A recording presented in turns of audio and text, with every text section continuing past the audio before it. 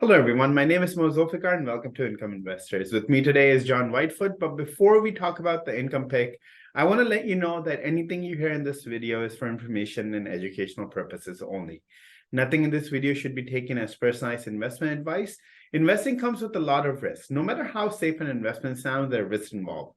To read more about it, please see the description below. And if you want to read more about what John writes on a regular basis, you could head directly to www.incomeinvestors.com and you can see what John writes there. And while you're there, you could also sign up for these free reports that we offer to our readers, and they get delivered to your inbox. High interest rates are great for business development companies, or BDCs for short, but it's also imperative that any BDC you look at has a large portion of floating rate investments. Fixed rate investments mean BDC is locked in with amount of interest it can charge on the loan or investment. On average, 80% of loans in a typical BDC profile are floating rate. Our income pick today, WhiteHorse Finance Inc., traded on NASDAQ under symbol WHF, has a portfolio that is almost exclusively represented by floating rate loans. Just 0.08% of loans have fixed rates. That means a whopping 99.92% of its loans are floating rate. John? Yeah, thanks, Mo. Yeah, WhiteHorse Finance is a BDC that invests in small cap companies with enterprise values of between 50 million and 350 million.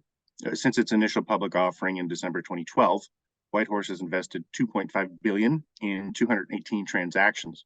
Now, the fair value of its current investment portfolio is 728.4 million, and it consists of 116 positions across 70 companies. Now, this is important. Its portfolio is overwhelmingly represented by non-cyclical or light cyclical borrowers. WhiteHorse invests in companies across a wide range of industries, including everything from retail to office services and supplies, air freight logistics, building products, healthcare, and commodities and chemicals. Now, the average debt investment size was 7.1 million, with the overall portfolio comprised mainly of first lien secured loans and second lien secured loans. And as you mentioned above, 99.92% of its loans are floating rate. Now, senior secured debt, and this is important, is a top priority debt repayment secured by collateral. If a company is liquidated, senior debt gets settled first. If it's secured debt, collateral assets can be sold to cover the debt. John, I see that the net investment income increased by 35%, and that is well in excess of regular dividend payout. Yeah. You're correct. For the second quarter ended June 30th, WhiteHorse announced that net investment income increased approximately 35% year over year to 10.6 million, while core net investment income was 10.6 million, or 0.456 cents per share. And that's compared to 7.8 million or 33.4 cents per share for the same period last year. During the second quarter, WhiteHorse Finance made investments in 3 new portfolio companies for a total of 19.3 million, and it added a total of 4.5 million of existing portfolio companies. Now, proceeds from sales and repayments totaled approximately 28.8 million. WhiteHorse, it's alternative bank, so you'd like to think that it has a good balance sheet, and it does. It ended the second quarter with cash and cash equivalents of 23.1 million, and that's compared to 22.2 million at the end of March 2023. It also had 96.4 million of undrawn capacity under its revolving credit facility. That gives it plenty of room to conduct more investments. And John, I think this is very interesting. This company introduced a quarterly variable dividend as well? Yeah. Now, WhiteHorse is a dividend powerhouse. It has paid a dividend every quarter since becoming a public company in 2012. On top of that, its quarterly payout has been at or above 0.355 cents per share since 2012 as well. Now, the company used to pay an annual special dividend. They last paid an extra dividend of 7 cents per share this past March. But fast forward a couple months, and this past May, it introduced a quarterly base and variable supplemental dividend policy. Now, the current base dividend is 37 cents per share, or $1.48 on an annual basis, for a current yield of 11.6%.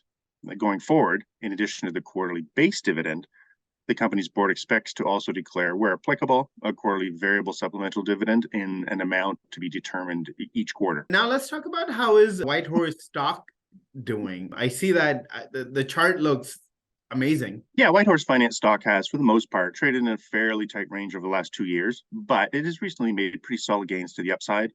They could see it break out further. In fact, on August 7th, it hit a new intraday record high of $13.31 per share.